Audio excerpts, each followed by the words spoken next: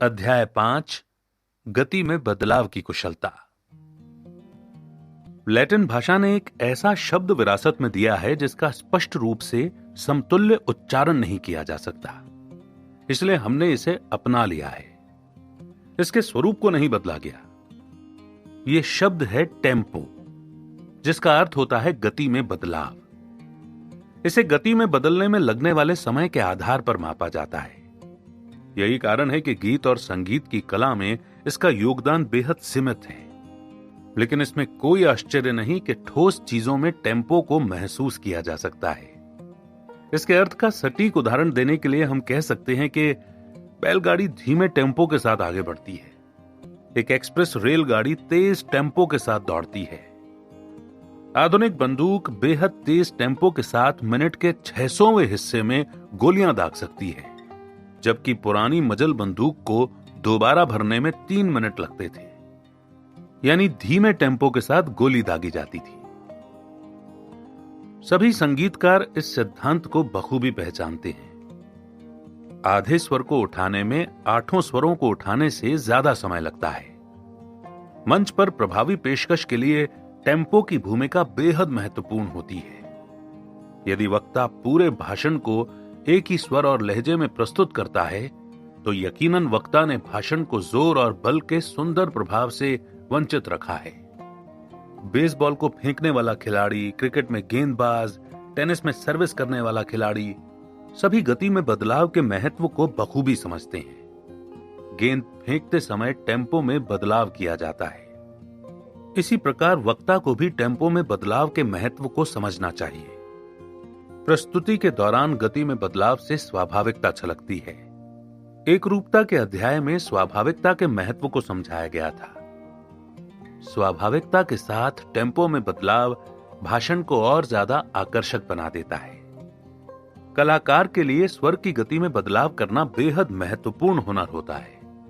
यदि कलाकार इस हुनर पर कमजोर पकड़ रखता है, तो अभिनय में नीरसता महसूस होती है। लिहाजा कलाकार की तरह वक्ता को भी इस हुनर पर मजबूत पकड़ बनानी चाहिए। हालांकि स्वाभाविक बर्ताव को समझने के लिए कई आधारभूत और प्रभावी साधन हैं। आपको जानकारी के लिए बता दें कि यह एक ऐसी प्रतिभा है जिसे खोने के बाद दोबारा हासिल करना मुश्किल होता है। मंच पर प्रस्तुति का ये वो आदर्श स्तर है जिसे हासिल करने की भरपूर कोशिश की जाती है। हालांकि प्रत्येक वक्ता के लिए इसका अर्थ भिन्न होता है। इस तथ्य की जानकारी हमें आगामी अध्यायों में मिलेगी। यदि सभी वक्ता और कलाकार अपनी शैली में बदलाव के सिद्धांत को पूरी ईमानदारी से निभाएं, प्रत्येक फुसफुसाहट, कराह, विराम, चुप्पी और तेज स्वर को कुशलता से प्रस्तुत करें, तो निसंदेह परिणाम काफी आकर्षक होंगे। भाषण के दौरान यदि प्राकृतिक अंदाज का तड़का लगा दिया जाए, तो भाषा शैली प्रकृति के सबसे खूबसूरत तोहफे के समान आकर्षक हो जाएगी। वास्तविक कहानियों से प्रेरित लेखक असल भाषा की जानकारी का प्राकृतिक रस संवाद में घोल देते हैं और दर्शकों तक इसका संवाद टेम्पो में उतार चढ़ाव की कला के जरिए पहुंचता है। कल्पना कीजिए कि आप आगे लिखी पंक्ति के पहले वाक्य को धीमी गति यानी धीमे टेम्पो में पढ़ते हैं और दूसरे वाक्य को तेजी से। महसूस कीजिए कि इसका प्रभाव कितना प्राकृतिक या अप्राकृतिक प्रतीत होता है। इसके पश्चात पूरी पंक्ति को एक रफ्तार से पढ़िए। अंतर खुद ब खुद महसूस हो जाएगा। मैं याद नहीं कर पा रहा हूं कि मैंने अपने चाकू के साथ क्या किया। ओह, मुझे अब याद आया कि मैंने चाकू मैरी को दिया था। इस उदाहरण के जरिए यह पता लगता है कि एक ही वाक्य में टेम्पो के बदलाव की जरूरत हो सकती है। जरूरी नहीं है कि शब्द और वाक्य के लिए ही टेम्पो में बदलाव लाना पड़े। लंबी पंक्ति बोलने में भी टेम्पो के बदलाव की जरूरत पड़ सकती है। गति में बदलाव से एक रूपता खत्म होती है। टेम्पो में लगातार बदलाव के जरिए कैनेरी चिड़िया अपने संगीत को अत्यंत कर्णप्रिय बना देती है। यदि राजा सोलोमन एक वक्ता होता, तो वो जंगली चिड़िया के ही नहीं बल्कि मधुमक्खियों के व्यवहार से भी प्रेरणा लेता। किसी ऐसे गीत की कल्पना कीजिए जिसमें केवल 1/4 स्वर हो। एक ऐसे वाहन की कल्पना कीजिए जो केवल एक ही रफ्तार से चलता हो। गति में किया गया बदलाव प्रभावशाली होता है और दर्शकों को आकर्षित करता है। यदि कोई रेलगाड़ी 110 किलोमीटर प्रति घंटे की रफ्तार से दौड़ रही है तो मुमकिन है कि आप उस रफ्तार पर ध्यान न दें, लेकिन यदि अचानक रेलगाड़ी 20 किलोमीटर प्रति घंटा की रफ्तार पर चलने लगे तो आपका ध्यान जरूर आकर्षित होगा। संभव है कि रेस्टोरेंट में खाना खाते वक्त आपका ध्यान धीमे बज रहे संगीत पर न जाए, लेकिन यदि संगीत की आवाज अचानक तेज कर दी जाए तो आपका ध्यान स्वाभाविक रूप से उस ओर जाएगा। यह सिद्धांत भाषा की कला में भी समान रूप से लागू होता है। यदि आप कोई महत्वपूर्ण तथ्य दर्शकों के समक्ष प्रस्तुत करना चाहते हैं तो तथ्य को टेम्पो में बदलाव के साथ कुशलता से पेश कीजिए। निसंदेह ऐसा करने पर दर्शकों का ध्यान आपकी ओर आकर्षित होगा। आगे लिखे संवाद का इस्तेमाल एक नाटक में किया गया था। जो मैंने कहा था मैं उसे भूलना नहीं चाहता। मैं चाहता हूं कि आप इस बात को ज्यादा से ज्यादा दिनों के लिए याद रखें। मुझे परवाह नहीं यदि आप 6 बंदूकें अपने साथ लाए हों। संवाद का पहला वाक्य बड़े आराम से बोला गया। याद रखने वाला दूसरा वाक्य विद्युत की गति से प्रस्तुत किया गया। इसी बीच कलाकार ने संवाद का आखिरी वाक्य बोलते वक्त रिवॉल्वर बाहर निकाल लिया। इस संवाद का इतना गहरा प्रभाव पड़ा कि दर्शकों के जहन में पूरा नाटक तो धुंधला पड़ने लगा, लेकिन इस संवाद को अगले 6 महीनों तक याद रखा गया। एक प्रभावी वक्ता बनने की तैयारी में जुटे छात्र आसानी से समझ सकते हैं कि कलाकार अपने संवाद को यादगार बनाने के लिए इसी कला का इस्तेमाल करते हैं। गति के सिद्धांतों का अभ्यास करते वक्त नियमों से ज्यादा विचार का ख्याल रखना चाहिए। इस बात से कोई फर्क नहीं पड़ता कि किस वाक्य को तेज गति से बोला गया और किसे धीमी गति से।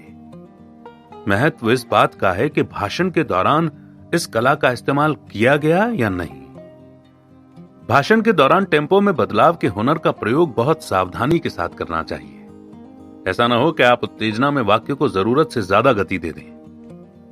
नए वक्ताओं में यह दोष ज्यादा देखने को मिलता है। श्रीमती सिडोन का यह नियम था कि समय लें। करीब 1 सदी पहले चिकित्सा विज्ञान में बंदूक से उपचार नामक औषधि मिश्रण के जरिए इलाज की प्रथा का चलन था। इसके अंतर्गत करीब 50 अलग अलग औषधियों का निर्माण मरीज को दवा देने के तौर पर इस उम्मीद के साथ दिया जाता था कि कोई एक दवा काम कर जाए।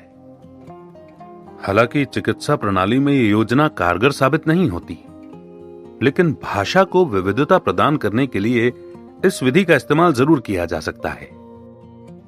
गेट्सबर्ग समाधि स्थल पर समर्पण।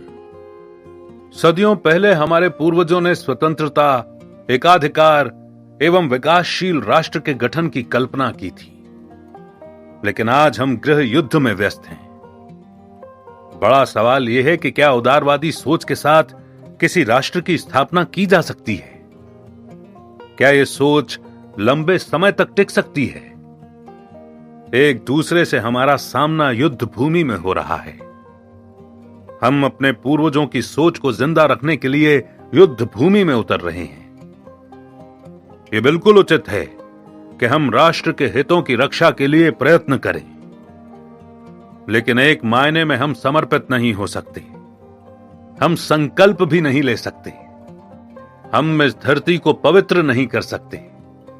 इस धरती के लिए समर्पित जीवित या मृत बहादुर योद्धा जिसने इस सोच के लिए संघर्ष किया था, वो योद्धा हमारे अंदर मौजूद नहीं है। दुनिया हमारे बलिदानों को याद नहीं रखेगी, लेकिन हमारे पूर्वजों के बलिदान सदा याद रखे जाएंगे। पूर्वजों के अधूरे कार्यों को पूरा करना हमारी जिम्मेदारी है। हम इस मुहिम को सहजता के साथ आगे बढ़ाएंगे। अधूरा पड़ा महान कार्य पूरा करने के लिए पूर्ण रूप से समर्पित हो जाने की आवश्यकता है। पूर्वजों के बलिदान से प्रेरणा लेकर अधूरे कार्यों को पूरा करने के लिए समर्पण की ज्योति जलानी होगी। प्रण लेना होगा कि हमारे पूर्वजों का बलिदान व्यर्थ न जाए। प्रभु की कृपा से हमारे राष्ट्र में फिर से स्वतंत्रता का परचम लहराएगा। जनता के लिए और जनता द्वारा चुनी गई सरकार का फिर से गठन होगा। Abraham Lincoln.